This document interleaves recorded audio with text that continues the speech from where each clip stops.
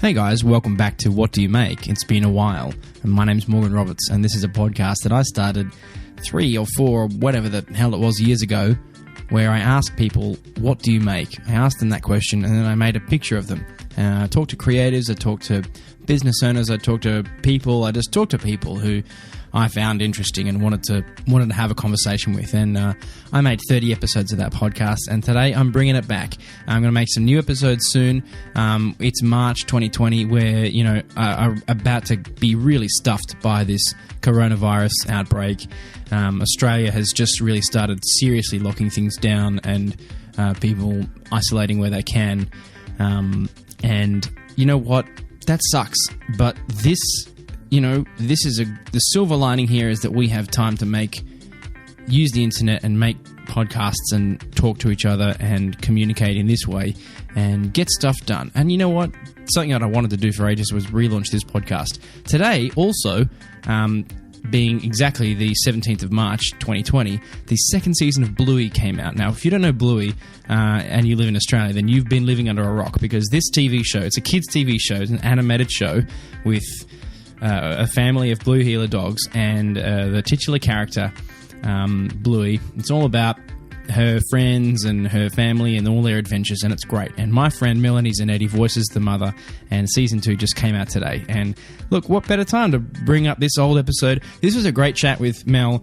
We talk about everything. We talk about voice acting, writing, impostor syndrome, accents, video games, the Me Too movement, all of these great things. I think it's a really great this chat is very far-reaching, and I hope you enjoy it. It's a really good time, and I'm really excited to bring back some of these old episodes and make you some new ones while we're stuck at home with nothing but a microphone and an internet connection. So sit down, strap yourselves in.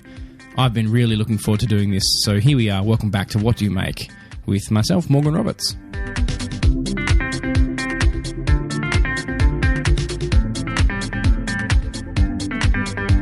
We are on? We're now on. Hooray! Hooray, properly on. That's all right. I mean, podcasts better than me have fucked that up. Oh, good. Not mentioning any names, Will Anderson, but all the time. Hey, it's Morgs here, and welcome to What Do You Make? A podcast where I ask people what they make. And then I take their picture, because that's what I make. And I'm joined by Melanie Zanetti. How are you? Hello, I'm well. So, what do you make?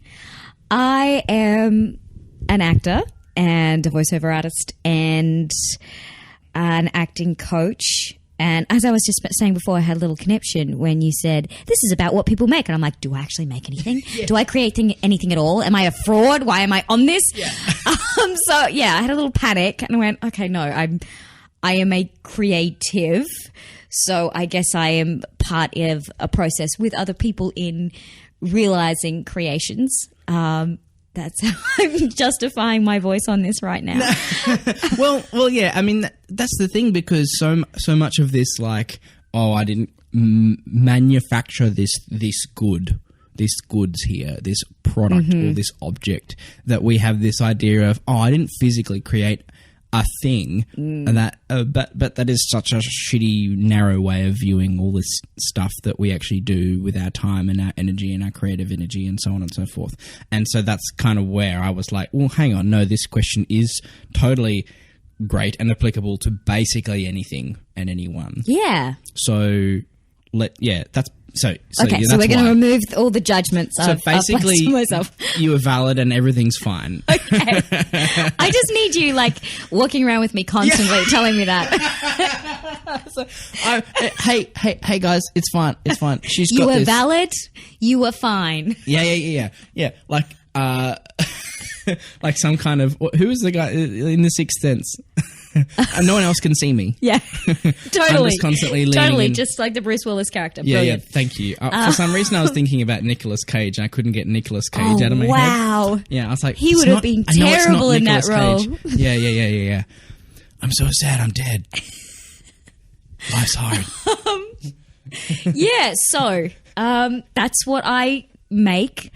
I also started delving back into writing a bit I wrote a show years ago that toured with company, and then other things sort of took over. And so I started a bit of the writing process again. So, which really means you have to work through the being super crap at something to get to a place where you're not like you're only a bit crap. And then moving into okay. And I think that's a big deterrent for a lot of people. Like, you know, I struggle terribly with comparison. I think a lot of artists do. And going, I should have started this when I was 6 years old, and now I'd be a good writer now because I started then. Like, I do that with everything. I'm like, if I'd started, you know, running or swimming or all these things I don't actually do. Yeah, lie. Yeah. and most of the things are things that you're not actually doing and will never really do successfully, but because you've got this idea in your head of, oh, fuck, I didn't start it, then it's killing you. Exactly.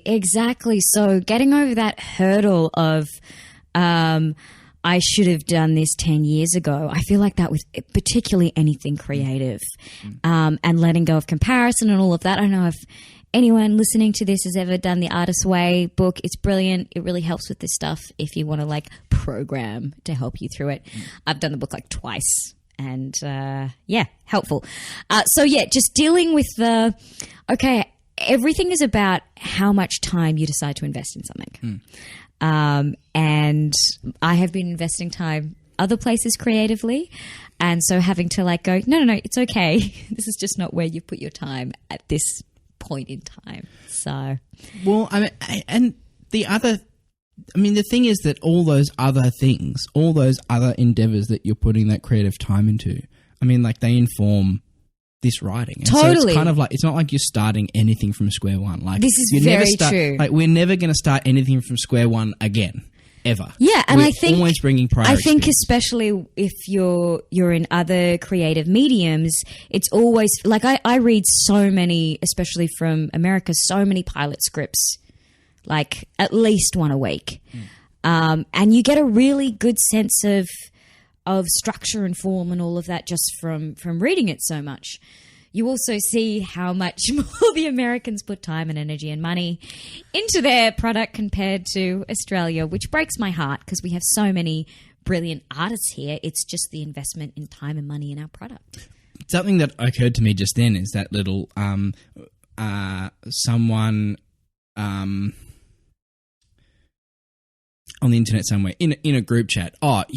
Someone posted a link which was like, oh look, the guy who took over the new Han Solo film, Ron Howard, just like reshot a million things from that film because these two other dudes were dropped or left or whatever, and that whole thing of, oh, what a waste. It's like, no. I mean, that is just what it is. That is by the by. Is part of the beast. That's part of throwing it away. So much money with it. It actually doesn't matter, but it's interesting. I don't know if you saw that Kevin Spacey's just been replaced. Yeah. And I saw the trailer of that, and Firstly, I thought he looked amazing in it. And with all of the stuff that's come up about the sexual abuse and all of that, I've been left thinking about that a bit, going, how do we deal with his body of work? Do we just dismiss? I know we've gone totally on another tangent here. This is great. This is great. That's the working title of this podcast. That's probably a joke that I've not, this is not probably not the first time I've made that joke. Got it. Yeah, thanks, Morgs. Yeah, fucking shut up. All right. But I feel very conflicted about, obviously his behaviour's being disgusting, and from, other people I've talked to who have been more in that industry in LA and Hollywood, the indiscretions that have come out are not the only ones by any stretch of the imagination, right. by the sounds of it. But what do you do? Like, do we just never watch anything he was in ever again? I think probably the choices they're making are right of pulling him from this film. Just cut it, yeah. And I applaud it, and I think it's really exciting that, behaviour is having consequences, real, totally monetary, career-affecting consequences, and I think that's amazing. It's just, it's interesting and problematic with going, okay, there's all these incredible movies, and then I think, what about all the other actors in the film? Do we not watch these films because of him, and then, discarding everyone else's work? It's tricky. Although I did see a great tweet someone posted today going, if you're feeling heartbroken that all these people you admire are, getting all these sexual harassment charges, maybe start admiring some women. That's so I just good. Thought, well, spot on. Yeah. Maybe, widen that net as to who's worthy of your admiration. Yeah, all that stuff that I like. Oh, yeah, like better stuff, basically. Yeah. That's a good tweet. It's That's a really... it's more than a tweet, of course, but yes. It's an interesting time, I think, the we're in right now. I've never found a point where I'm happy with where I sit on that issue. Like it's so neither. full of like it's so about context, and it's so and at its base level, it's also very hard. Like you can't help yourself going, oh well, putting those horrible transgressions on a scale of worse than or whatever, and it's kind of like this morning or it was yesterday evening, Louis C.K. stuff came out that he has done some horrible stuff too, but it's just kind of like where and it also I guess depends on how much of that work you've already been invested in without knowing that stuff. So I'm not sure you can always separate it, but I think sometimes you can, and I don't think it's necessarily an easy thing to navigate or something that there's a blanket answer to. I don't think there is. But what you were saying on the scale of indiscretions, Emma Thompson made a great comment when she was talking about just the malignant culture and the toxic masculinity and all of that kind of thing. And someone asked her, do you think there's people in the industry as bad as Harvey Weinstein with the number of people? And she said, well, does it matter if it was 40 people or if it was one person? Does it matter? I would say no. I would say it's shit anyway. So, I mean, the industry fostered that. So whether the industry fostered that once or 40 times, it's still the industry that fostered that. Exactly. And I would argue that Hollywood is just a microcosm of greater society. And I would say that it's at its successes. Exactly. But it is everywhere. It's just these people have a lot of power. So I guess that's where the excess comes in. Power and money and access as well. But yeah, it's it's all coming out. And I think that's a positive thing, and no change without a fire. Really. That's right. That was so like, and I love how even before we started recording and then also started recording. I don't know if you guys have figured this out yet, but yeah, we had a TOEFOP moment, but, there's a great obscure podcast reference that two people will get, but we were having a chat before we started that was like, oh, this is great, and this is basically what we'll talk about, but also I'm so excited to just like follow the conversation down rabbit holes, and it, I had maybe assumed that this topic would come up at some point. Yeah, well, it's kind of around. And here at the it moment. is now, like fucking straight up with 10 minutes into the podcast. Yeah. Well, this is the industry that I work in, and a lot of like this stuff. This matters to me. This matters, but I think it matters not just if you're working within this industry. I think on a global scale, this is an important time that's happening right now, and it's interesting because a lot of people are coming out, not just who are in the acting world, but music, other entertainment, with sports people, and someone's just come out saying that one of the guys who's running for Congress, a Republican, sexually abused her when she was 14 and then at 32. So I think it's giving a voice to people. Yeah. So that's that little tangent. Yeah, no, but that's great. I mean, that's not great, but yes, it's great that it's coming. It's great that it's being talked about and things are actually happening. I had no idea you were even in the country when I asked you, which is I very quickly got on the text and said, "Oh, hey, let's record a podcast. How long are you here? Assuming that you were this, waif just coming, like you were in here for like 24 hours. Oh, fucking come home and see family, do this thing. I was on the Gold Coast and then I'm back to LA, and then I, greet you on my driveway today. It's like, sorry, I'm late, but this thing came up from LA, and it's like, oh, of course I fucking did. Yeah.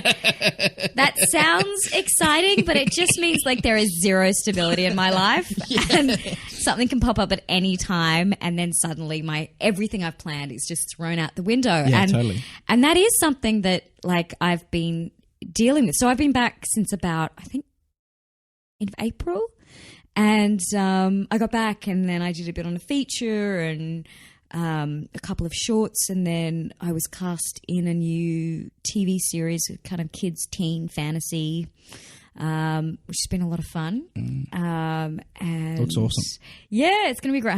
I have prosthetic elf ears, so like bucket list tick right there. Very exciting. The guy who did them worked on Lord of the Rings, so they're beautiful. Yeah, I was about to say, Weta, right? Yeah, cool. Yeah, so very, very exciting.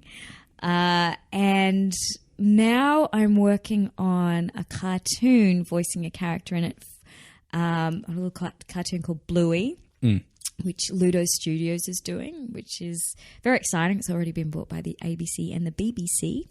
So that'll be, I think, out next year. I think it's moving really, really quickly.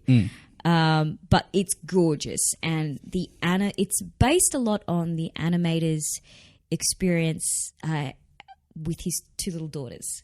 So he's done a lot of stay-home dad stuff because he's an animator and can work from home. And so it's really hilarious. And the two little it's a family of cattle dogs. So I'm playing the mum. My first mum role and dog role, actually. So a lot of new territory for me. The two little dogs are being played by his actual kids. So they're, I think, 3 and 5. So it is so gorgeous and hilarious. And a lot of the stuff is verbatim, then slightly changed because they're dogs. Yeah, that's right. So it's gorgeous. But what's really lovely is this beautiful example of a father playing with his little daughters and the relationship there and the negotiation with the difference in ages and what the different needs. But I think it's a really incredible example for dads. So I'm really excited about it. It's going to be a really great project. When did you start doing voiceover work? This is my first cartoon voiceover work, but I've been doing voiceover work for a couple of years now. It's one of those things you've got to really decide, okay, I'm going for this, because it's a tight market. People use the same, like I'm sure anyone who's listened to the radio, you're hearing the same voices over and over and over again. That's right. Because, time is money. And if you know there's someone that it can just get in the booth and nail it, they're just going to call that person back, especially if they enjoy their voice. And that's like with so many things, but so many things. But I do understand, like from my limited understanding of how that works, like that process is like you've got 5 minutes. Like it needs to just be done 5 minutes ago. It's quick. It's really quick. And like I did one for the election that's coming up a few days ago, and they're like, yeah, this has to be out in like 2 hours. And I just happened to be in town because they were getting the same voices back and they were just filling in and changing a few things. And I'm like, very well may not have been here, guys. Like this is the lucky time you have. I was working on a little project earlier this year with a company, and one of the content directors actually got a call while we were doing this other thing for this other thing, and was like, "Oh, we've got this." In doing like a run of doing a quick run of this copy, and they were like making decisions like then and there. They're like, oh, can you re-record it and try it this way instead? Oh, absolutely. Yeah, like bang, and they literally got a call like 2 minutes later, like we're working on something else, and then she got a call a couple of minutes later. It was like bang, try this, do this, and it was just like wow, like literally seeing how this works inside. Oh, it's so how fast it works so and quick. How exactly targeted it needed to be for a specific thing. And it was so, it was amazing to see how that works. Absolutely. And it's like anything, it's like a muscle. You get better and better and quicker. And then sometimes the the client, because you'll be working with the agency, the advertising agency, and then the client. So the agency, they're always cool. And then... the agency is always cool. Always awesome. Yeah. And then, you know, sometimes you get totally rad clients and they're like, yeah, that's awesome. That sounds great. And then they'll be like, I don't know about this word. I don't know if this word is quite the tone we're looking for. I had this one and they were talking, should we do an American and not American? And they're like, no, we want sort of American because we have American and Australian clients. And they were just trying to please way too many people and ending up with this muddy thing. Oh, God. This is a throwback to the episode that I had with Sean Dowling, a friend of mine who does graphic design and other stuff. But we had a similar conversation. But like, it also reminds me of that whole, like, there's a, you know, graphic design memes and pages of, you know, client, you know, communication. And it's just like, can it be a bit more white? And you know, you're like, it's already 255 white. It can't be more white than that. Can it be more white? Like, how do I do that with my voice? Literally more. It's like, this is already it. Send it back. Yeah, no, that's great. Didn't change it. Yeah. Yeah. Yes, absolutely. Oh, my goodness. Or you start somewhere and you go on this whole journey and you go right back to the start and you're like, you know what? I think that's what we're looking for. Yeah. Like, that was my first instinct, but that's fine. Yeah. But sometimes there is just so many fingers in the pie of people with needs and desires. And you see that, you know, in commercial television, both here in the States. They're like, oh, no, I want it to be a bit this and we want to appeal to everyone. And so let's water it down so it's this lukewarm sort of kind of thing that appeals to everyone but no one. And yeah. It's like, have you seen that episode of Black Books where they get really drunk and write the kids' book? No. Oh, it's great. It's a great episode. Like, I just highly recommend anyone check that out. I don't want to retell the story now. I'll fuck it up. But yes, please continue. Whereas, you know, we're in this new world with Netflix and HBO where they're not... they don't have to bow to producers. They get to make what they want to make. So we're seeing this much more exciting, individual, unmessed with stuff. And some of it hits and some of it doesn't, but it's original or it's, you know, or it's at least the vision of the creators. And I think that's just such a better way to be creating rather than trying, like, never create something trying to appeal to someone. That is like the recipe for disaster.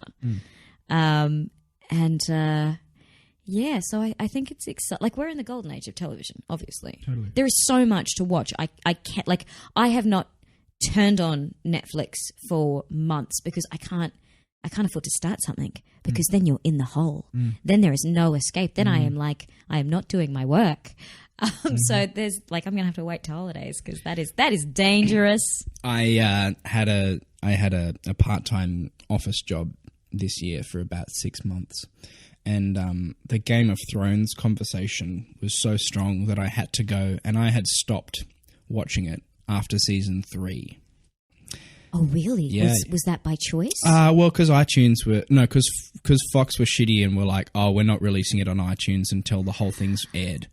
So they used to not do that. And then I was just like, fine, I'm just not going to bother watching it. And I'm sure they cared, My voice was heard, Hit them everybody. with an iron fist. Yeah. They really missed my fucking $32. Yep, right. But then what? But then the call was so strong because it was great, just universal water cooler conversation. Absolutely, it is the uniting show. Just before we go any further, I have not watched this series. No, that's I have not had time.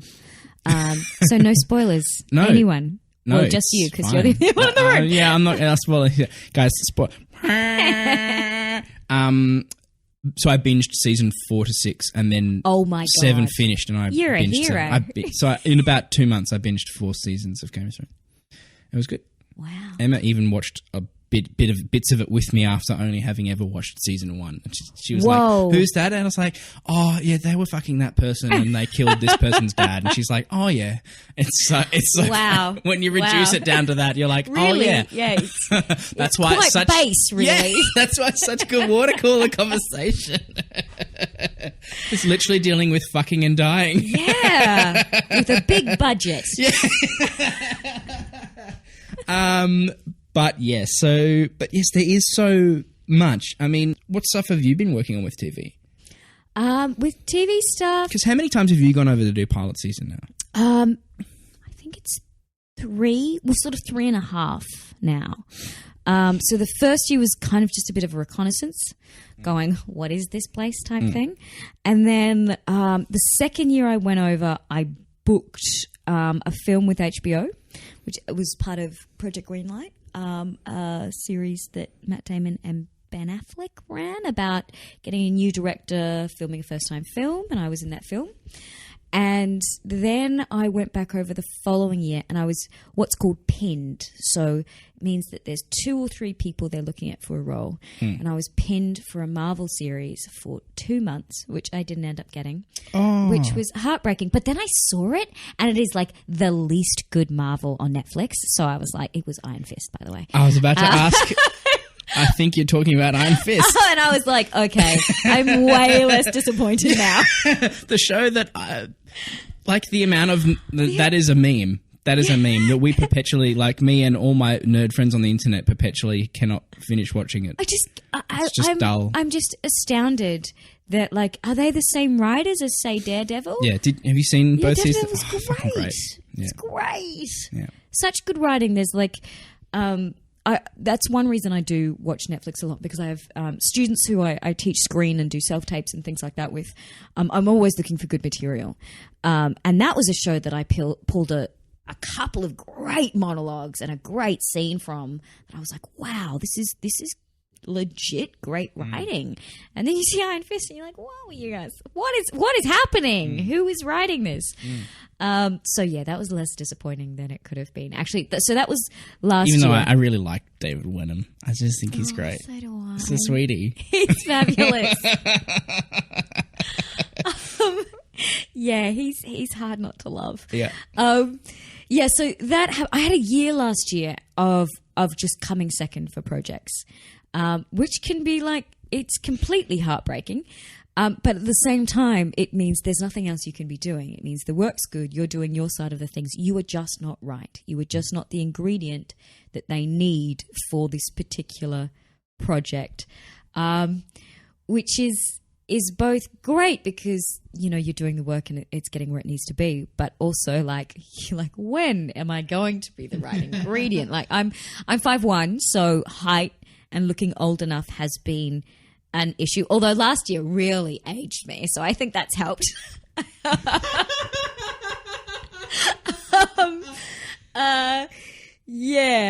so it was, I don't know about anyone else, but 2016 was a tough one. It always seems that every year in the new year there'll be a fuck like previous year. Although I don't feel like that about this year. I feel like this year's been quite fruitful. A lot of famous people who were great died last year. It was more than usual. Seriously, like Bowie and Prince in the same year, like there was a lot of people. Carrie Fisher, Alan Rickman. Yes, yeah, soon. That January, February, March was just like bang, bang, bang. It was horrific. So yeah, I was glad to see the end of that. No, I've forgotten. No, I'm sorry. Was Carrie Fisher earlier this year? Actually, it's no, all blurred no. She was late last year. She was late last year. It was the year of taking brilliant souls, and her mother. Yes. Yeah, along with so many other people. So that was 2016. But it was weird. At the start of that year, this is, I don't know how much prevalence you put in dreams, but sometimes I have kind of weirdly accurate dreams. I had this dream in about March when I was heading back in a few months to Australia, that I had this baby and I didn't know what to call it. And this name, which I have never heard ever before, came to me, Millicent. And the baby looked at me and said, yes, yes, yes. And in my head, I was like, I don't even like that name. Why? And I couldn't think of any other name. The baby looked at me and kept saying yes. So I woke up and I looked up what Millicent means. And it means hard work. And I was like, oh, God, I know what the rest of this year is going to be. And it really was a ploughing time, whereas I feel like this year has been, in a lot of ways, more of a harvest. And I feel like a lot with work, sometimes you feel like you're putting in with no avail, and then suddenly you come into a time when you're reaping. I don't know if you've felt similar in your work. Yeah, and it can be simultaneous. Yes. Oh, absolutely. No, I had I got this cartoon, but also in the same week, 3 things I was down to the final few or final 2 I didn't get. So it really, swings and roundabouts. Hey? But then you just go and sit down and watch the Mind Fist, and it's all fine. Yeah. Oh God, it's so. You know what? It's all it okay. was fine. It was fine, guys. Anyway, so yeah, but it was when was the first time you went? Like when you finally said, like, let's just fucking give this a go? Because I know you'd basically in Australia.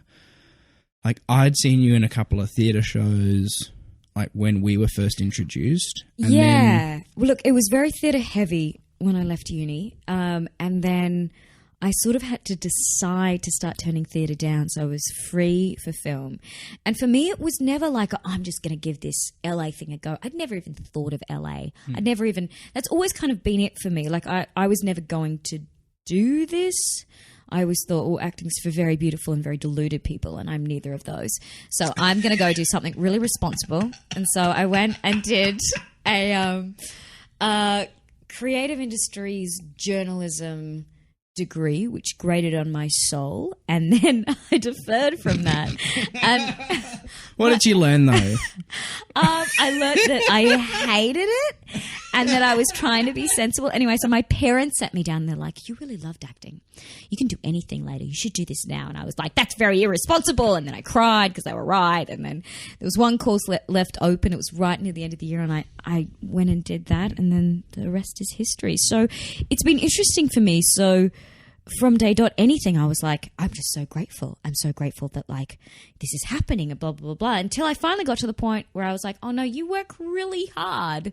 And maybe you're not terrible at this. And maybe it's not just like everything isn't just this amazing gift that you're given. Maybe, there's actually been some work towards it. So that was a slight shift I had to get to. But I never thought about LA at all. My agents here rang me up and said, you have an LA manager if you want one. They had a client who was with my agent and they'd seen my work and they wanted to sign me. And so I was like, okay, let's do that. And then you got on a plane. Well, then I had a year where I just kind of self-taped from here.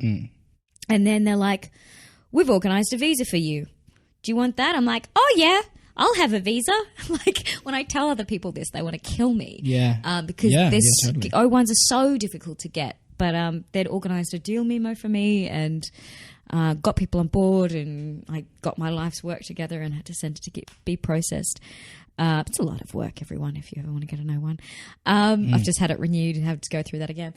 And so I got on a plane and did a few weeks there, and then kind of found my feet. And I had another amazing situation with a director I'd worked with before, who was American, but we worked in Malaysia together. He had a place there that he's only there half the time because he lives in Singapore. He's like, oh, well, if you want to be there during pilot season, you can have my room for $100 a week, which is also unheard of in LA. So just all these sort of things aligned in a very organic way. And that's kind of what started my LA journey. But it was never a now I'm going to give this a go and make this work. It just happened and opened up. So I guess that's where I went, because that was the obvious path. Yeah, totally. What was the first thing that came to fruition over there? That was the Project Greenlight with HBO. So that was in 2015. So that was the second year, kind of my first real year there, which was great. But the problem is it sets this then precedent, because like people can go for years and years and not book anything.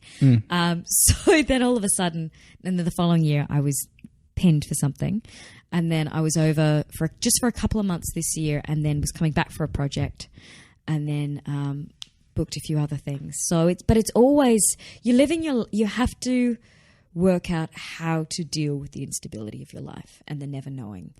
And when I was younger, I used to like really ride that roller coaster of going, oh my God, this is working out, this is great. And then, oh my God, everything's awful. And it's too emotionally taxing. And that's why, you know, there was recently the Union Mia did a survey on mental health within the arts, and it's horrific for obvious reasons. And it's about learning to, how do you get to a place where you're centered? And also, how do you separate yourself, you from the person, from the business product actor? And I think that's also really important.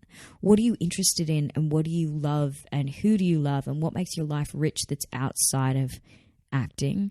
Because if that's your whole life, and that was part of like developing the other strings for me, and like last year was the first year I'd ever really taught before, and it was more out of a friend of mine runs an acting studio, and he was going to LA and asked if I could take over his students while he was away. And at first I was like, oh my God, I've never done this, I don't really know if I'm qualified, blah blah blah. And then doubt, so much self-doubt. I've never done this before, this is scary. And then it was so scary that I knew, well, they're not even my students, I'm not a real teacher, this is not even a real place, exactly, they're not even real students, fuck. All of the above. Until I get to a place there, I was like, when I was in there and actually doing it, going, oh, this is actually just a diagnosis. This is seeing what this particular individual needs. And I was shocked at how clear it was. And now I sometimes, like, I just have to not get outside and get in my head, because sometimes I'll be creating exercises on the fly that I think the student needs to get a particular thing out of them. And then I step outside and I'm like, what are you doing? This isn't a tried and proved exercise. This is something you're making up. Does this work? You're not a teacher. How can you make this thing? And then I all the self-doubt, even though intuitively... Rinse and repeat. It just comes back. Yeah, intuitively. I knew that that's what this particular person needed. So going with that and not getting too cerebral about it all and stuck in your head. Like, I remember I was in America, and a friend of a friend had invited me in 2 hours outside LA. There was this kind of cowboy ranch in Santa Paula. And that's so great. It is. It's amazing. They're also a recording studio. They have folk musicians from around America come and like visit and record. And then they have this concert. And there was this woman there, and she did soft shoe tapping. She just came because there was these Irish musicians. Soft shoe, and she had a board. And it was incredible to watch. It was amazing. But one thing she said is, you can't think about it. As soon as you think about it, you're screwed. As soon as you start intellectualizing it and get outside your body, you're done. When I used to play, back in high school and stuff and first year uni, I had times when I would be, performing and be playing the clarinet midway through a fucking concerto, and I would just start thinking about what I was going to do when I got home. Yeah. And it was so fucking amazing. Yeah. Because it was like this, it's like where, and I don't even know it's something that you should strive for, and I feel like it's something that if you tried for striving for it, it would just not work. Yeah. It's just this thing that happens where you're suddenly like, I'm just doing this. I know this. You're just completely inside it. Yeah. Like, I know doing stage work, the times that I've come off stage and going, oh my God, I can't remember it. I can't remember anything I just did. Yeah. Because you were so inside each moment, you weren't outside analysing it. And then I'm terrified. I'm like, did I miss things? Blah, blah, blah. And they're always the performances that have taken off and flown. Because, it's not having that outside analysing and critic, the camera outside going, how is this going? What's happening? Are you good enough? or going, oh, that was a good moment. And then you're like, oh God, I have to pull myself, it's a constant back and forth having to pull yourself back into it. Totally. And I'm not a performer or an actor, but I understand that concept of, no, we have to keep this pressure on. And I understand that, in terms of methods of actor training and teaching and generally in performance and art, all around the fucking place, there's that, if we keep the pressure on, we keep the pressure on here, we keep pushing ourselves, we keep doing this, we don't give ourselves that opportunity to stand back and go, oh no, it's fucked. I'm not meant to be here. Well, I don't know if I describe if you take yourself out of the fire. As pressure, but it's about being fully present in every single moment. And I guess that is a type of pressure in a way of looking at it. But I guess that can be transferred to life as well, being fully and no one is fully present and there in every moment, but it's a great thing to be striving for, to be fully there and fully showing up and in a place of gratitude, even when stuff is really awful and not going your way. We're still alive. And that's super privilege. It really is. And I think even being in a situation where you're someone who can be a creative, let's be real, being a creative, particularly in the acting world, it's a privileged world. We get to create, we get to be other people, and a lot of people who are able to do this often come from a lot of wealth. My family doesn't, but my parents have supported me in other ways. In times they've let me come back and stay with them when I've needed, and be in between countries and places and things like that. But no one does it by themselves. And I think owning what your stuff is that's helped you. I don't know if you've read Malcolm Gladwell's Outliers. Brilliant book. I'll put it on the list. About what makes a successful person. And some of them are the obvious things, being born at a certain time in certain situations and all of that kind of thing. And then, your 10,000 hours, making you a professional and all of that kind of thing. But then there's other things that are so out of your control. They were talking about hockey in Canada and the people who became the big stars. They were all born from January to March. And that's because of the way it was broken up. So they would start from halfway through the year. So, and they'd start really young. So the kids who were best when they were 6 were just the kids who were bigger, who were the kids who were born earlier. And they're the ones who go up and get nurtured quicker. And then the follow-on effect means that they're the ones who end up in the big league. Because it's literally seasonal. It's literally seasonal.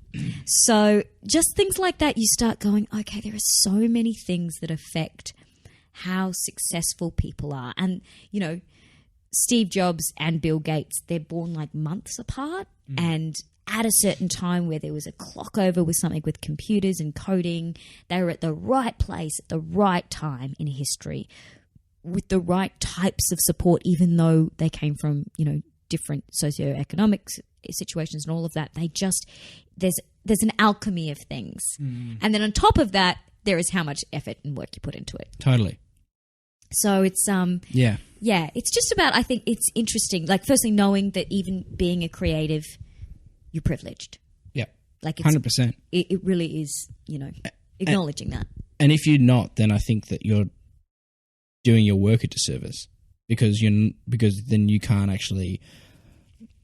I feel like if you keep saying yes, this is all me, then it's a lie. Then you can't actually grow. I agree. Yeah. I agree.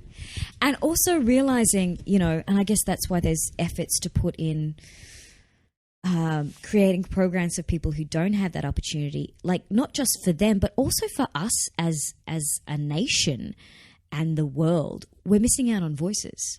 Totally.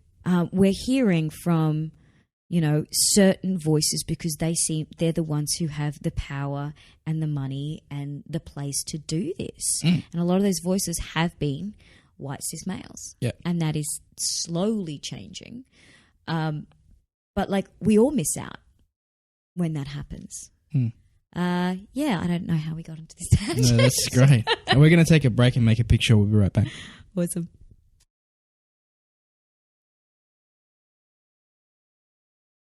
Okay, so we're back. I wanted to talk more about voice acting. Yes. Yeah.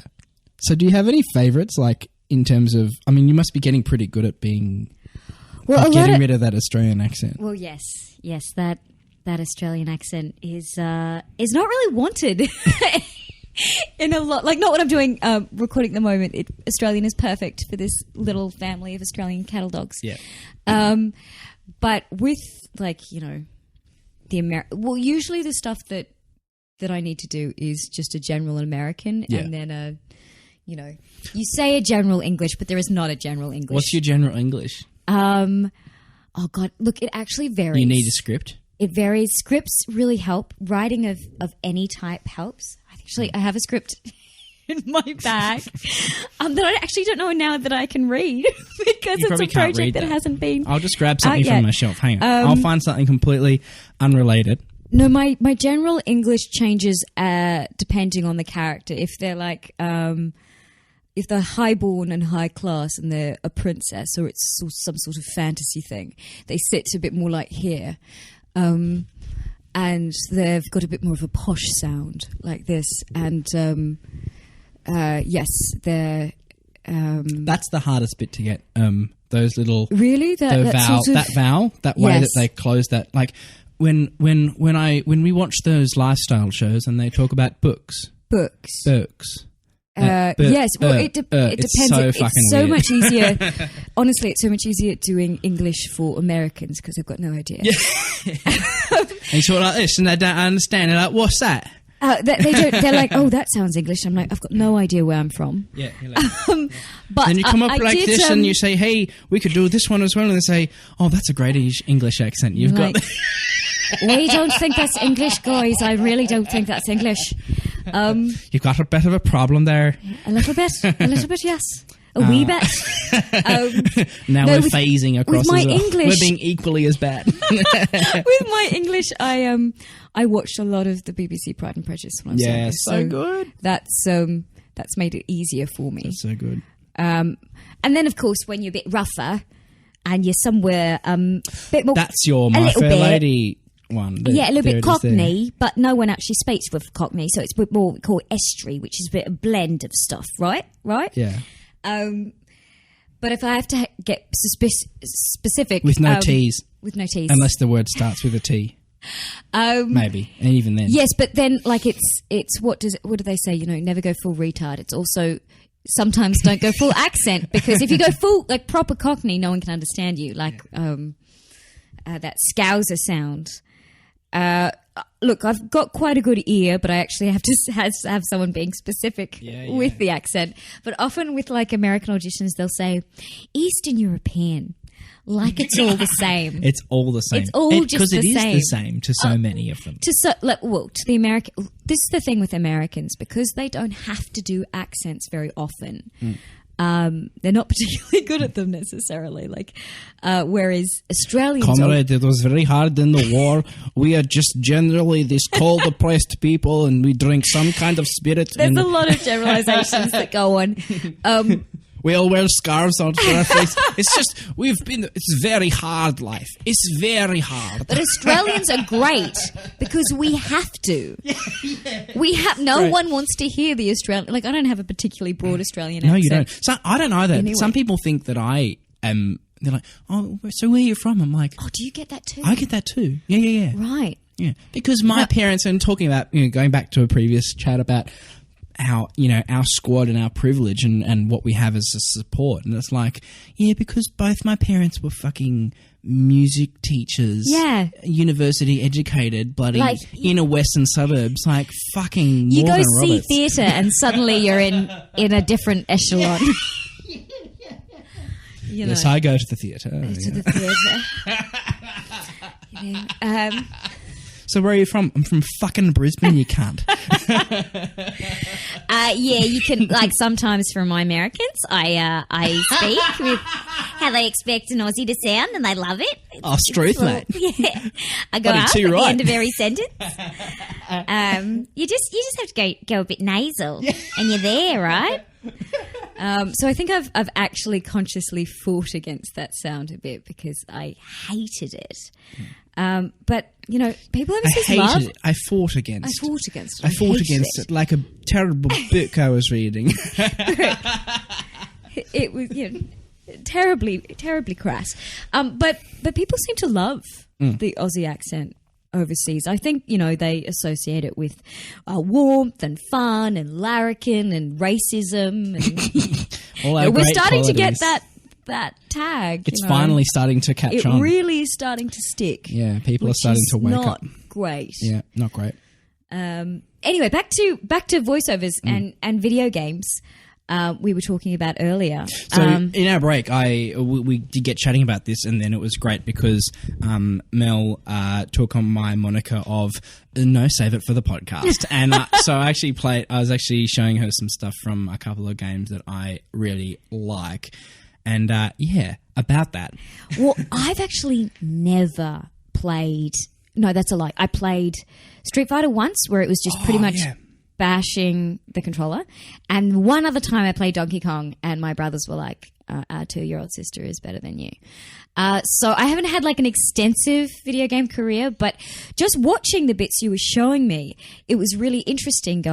Thinking about what you'd have to be doing in the studio to be voicing these things when they're really active. Like even with the stuff I'm doing now, I'm so physical. You actually have to do the running, and like it looks ridiculous. It's the same as if you're doing ADR for something. I can imagine it would be quite similar. I'm not sure which way.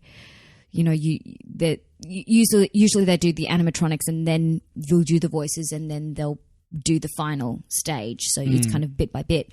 But I think it would be like so fun. Anyone listening who's creating video games, I'm so available, guys. I have quite the repertoire. No, I think it would be a lot of fun. But it was interesting watching and going, what would be the needs? And you were showing me a game with all these female characters, and I was listening and I was going, that's the one woman. Yeah. She's just manipulating her voice, which I think would be another really fun thing, playing multiple characters in something, especially like super kick-ass. Yeah. The game was Overwatch, by the way, which was interesting because I was like, I went in and I was like, I'm going to show Mel this because there's all this fucking good voice lines and all this cool stuff. And then I was going through it without, being immersed in the game and just hearing it by the by as a part of the world experience in the game. And when I started listening to it, just as hey, let's look at this piece of dialogue that was recorded in this context. And I came to the conclusion before you were like, when you like pulled that curtain away, I was like, I was expecting it already because I had actually, by looking at under that stuff under a microscope, I was like, hey, it's actually not as good as I thought. It's not as accurate as I thought. Although the one that I did, my boyfriend was sort of made me watch part of a recording of someone playing The Last of Us.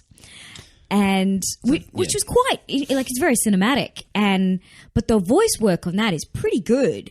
It's it's very obviously story driven, and watching that it would be quite exciting to be voicing something like that, I think. It was funny because I was then showing you a couple of clips from Metal Gear and the conversation again going back to problematic things. And loving a piece of work so much, but just having totally seeing. I mean, I don't want to get into any detail. I've actually got a podcast teed up some point in the future with a couple of people where we were going to go into this in depth. But just the whole, I wasn't fully aware that games dealt with this stuff. No. Yeah. No, hearing about what was happening in this game, and I don't want to give any spoilers away, but I was like, I didn't realize a video game could give you sort of an existential crisis about life and who you were and what this all means and all of that kind of thing. So, my eyes have been opened today. It's great. I mean, it's such a great, there's so much content being made and there are so many opportunities now, and in terms of being, saying, I'm going to give this a shot, actually, and this media is actually going to be interesting, and I reckon I have skills that I can apply to this media, you were saying before. Yeah, it's cool. Yeah, I love anything that starts getting cross-pollination is exciting. So what's next? What's next? You probably can't talk about it. Look, the possible things that might be next, I can't actually talk about. No, yeah, that's right. And... well, let's be honest, this year is starting to come to a rapid clothes. It has really dissipated. I think that is one of those getting older things that's so true, where people say, like, you know, you're 4 and your birthday feels 10 years away, and then you hit a certain age and everything is just like zooming by. But yeah, more creative things. Lots more creative things. I have a couple of friends who, I'm not a photographer at all, and I'm not good at it at all. And it's not about being a great photographer. There's just some fun ideas of things that I want to shoot with a friend. Some sort of creative-ish, Tim Walker-y style, opulent, ridiculous things. And they'll be what they'll be. But that's some things that outside the acting world that I'm playing with at the moment. And yeah, lots of bits and pieces. I'm happiest when I'm being creative, and creativity begets creativity, as we all know. So the more I'm doing things that I love in one medium, it's inspiring thoughts for other things. And I've got to be honest, like, as much as social media can be a horrible time suck and a, you know, waste of space and a horrible place for comparison and all of those kind of things, the bit that I really like about, especially things like Instagram, is seeing people's work and the ideas that it spikes. Like, I follow a lot of artists. That's what kind of makes me enjoy anything Instagram-ish experience. To be able to, it's really the ideas that I enjoy inside that. So, you know, I don't do Snapchat, and I'm on Facebook, but I use... You're I'm so much more interested irregularly on Facebook. Yeah, pardon? You're so irregularly on Facebook. Yes, I'm now and again. But I think the visual medium of Instagram and what can be shared and seeing someone's aesthetic is something that I really enjoy, and how they cultivate what I call the pod, and how they put all that together as well, I enjoy. So there's things about, you know, beauty and ugliness and ideas and opinions and things shown through the visual medium that I really enjoy about it. There's lots of terrible things about social media, but I won't get into that.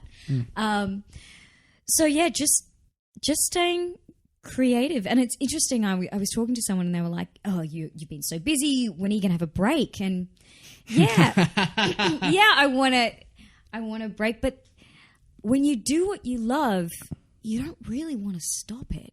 No. You don't really want to go, oh, now I need a holiday from this, because it's part of what, you know, fires your life force. And when you think, you know, most of our life is working and sleeping, that is most of our life.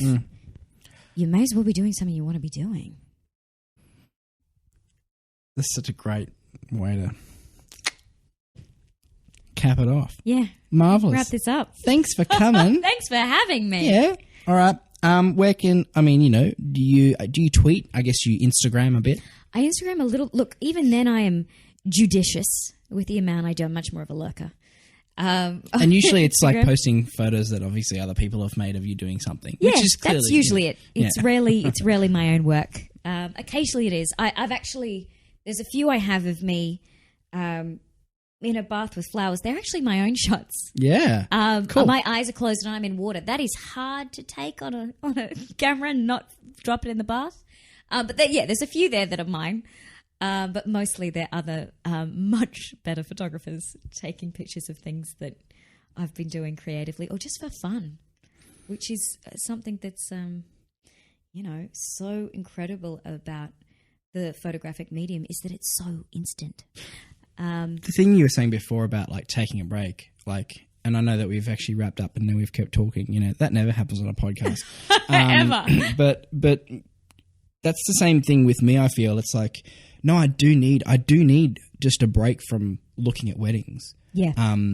Because if I don't, then I'll start hating weddings, and that would be the worst, because I don't actually want to do that. I don't want to start hating weddings. But I never stop seeing, and I think that if you're inhabiting this world of primarily what you're doing in terms of your money and your career, if you can still find that and go and just shoot something else. Totally. Or, you could start a podcast. I could. with all of that time I have. So much free time. But it's funny, the busier you are, the more you fit in. Always. Hey, thanks for coming, dude. Thanks for having me.